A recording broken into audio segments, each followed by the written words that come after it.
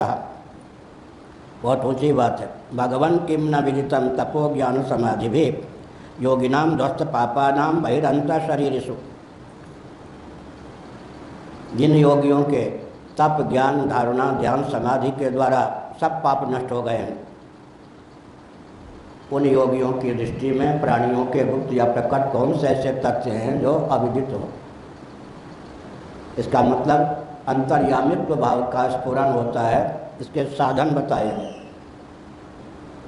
तपो ज्ञान समाधि भी, तप का जीवन में आलंबन हो, ज्ञान का आलंबन हो। तप और ज्ञान भी महत्वपूर्ण शब्द हैं। तप संतापे, तप शब्द का प्रयोग संताप और आलोचना दो अर्थों में होता है। तप यस्य ज्ञानमयम तपः, मुंडक उपनिषद। भगवान का जो तप होता है ज्ञानमय होता है। कृष्ण चांद्रायण निर्जल एकादशी आदि के द्वारा जो देहेंद्रीय प्राणांतकरण को संतप्त किया जाता है, इनके कालुष्य को विगलित विध्वंस दग्ध करने की भावना से उसका नाम भी तप है। लेकिन भगवान जो सृष्टि की संरचना करते हैं तो भगवान तप के द्वारा करते हैं। उस तप का स्वरूप क्या है? यस्य ज्ञानमयम तपः, जिन परमात्मा का तप ज्ञानमय है। तदैक्षत सईक्षण चक्रे, ईक्षण किया, उसने स्वयं को सजाति विजाति स्वगत वेद शून्य देशकृत कालकृत वस्तुकृत परिच्छेद विनिर्मुक्त सदघन चिदघन आनंद घन जानकर सर्व रूपों में व्यक्त करने का संकल्प किया। यही उनका तप हो गया। बड़े व्यक्ति का तप आलोचनात्मक होता है, ज्ञानात्मक होता है। इसका अर्थ क्या है? धन मान के लिए शिष्य बटोरना अलग चीज है। किसी को शिष्य के रूप में स्वीकार करना ज्ञानी के लिए तप है। क्यों? ज्ञानी तो सबको आत्मस्वरूप जानते हैं। सर्वम खलुदम ब्रह्म वासुदेव सर्वम। सबको आत्मस्वरूप जानकर किसी को शिष्य के रूप में स्वीकार करना गुरु का तप हुआ या नीचे उतरना हुआ या क्या? नीचे उतरना हुआ, यही तो तप है। सबको आत्मस्वरूप जान करके भी किसी को शिष्य के रूप में स्वीकार करना धन मान के लिए नहीं, उसकी मान्यता के अनुसार वो भवसागर में गोता लगा रहा है, उसके उद्धार की भावना से। तो गुरु का यह तप हुआ। ज्ञानियों का भी तप होता है, यही आलोचना। अद्वैत तत्व में परिनिष्ठित व्यक्ति लीलापूर्वक द्वैत का ध्यान करे तो भी उसको बहुत कष्ट होता है। मैं अपना अनुभव बताता हूँ।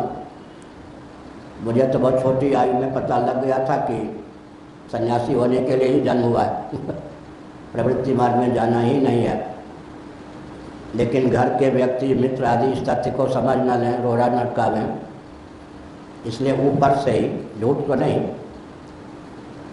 अपने को छिपाने के लिए, अपने गुणशील को छिपाने के लिए जो बात कही जाती है उसका नाम दंभ नहीं है। अपने दुर्गुण को छिपाकर सद्गुण के रूप में व्यक्त जो किया जाता है उसका नाम दंभ होता है। नहीं तो गोपी का अर्थ क्या होता है? गोप का अर्थ क्या होता है? अपने दिव्य गुणों को छिपा के रखना, डंका नहीं पीटना। जड़ भरत थे या नहीं? जड़ थे क्या? वो परम विवेकी थे लेकिन जड़वत रहते थे, उसका नाम दंभ नहीं। दोष को गुण के रूप में ख्यापित करिए तो इसका नाम दंभ होगा। गुणज्ञ रहने पर भी स्वयं को सदोष तरीके परिलक्षित करिए। पाशुपत आगम के अनुसार निर्वासन होने पर भी वासना युक्त के रूप में अपने को प्रस्तुत करिए। एक घटना याद आ गई। वन महाराज डिग्री कॉलेज वृंदावन के दर्शन विभाग के बहुत अच्छे दिवाकर द्विवेदी जी मेरे पास बैठे थे वृंदावन में। इस पद पर मैं नहीं था। और एक अलीगढ़ क्षेत्र का, बुलंदशहर क्षेत्र का ब्राह्मण आ गया था।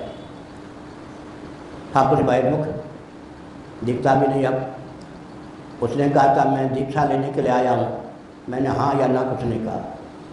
वो खड़ा था। मैंने सोचा ठीक है, कौन सी गुप्त बात है कि ना सुने। दिवाकर जी से मैं कह रहा था कि वो हत्या हो रही है, ये सब दुर्दशा देश की है, ये है वो है।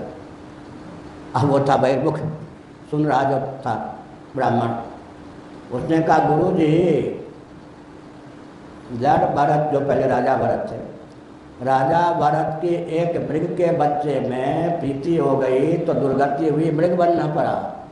तुम्हारी क्या दुर्गति होगी? लाखों गायों की चिंता, ब्राह्मणों की चिंता, देश की चिंता। हम भी हंसे, हमने कहा गुरु तुम हुए या मैं हुआ? अच्छा हुआ कि अब तक मैंने दीक्षा नहीं दी। समझ गए ना?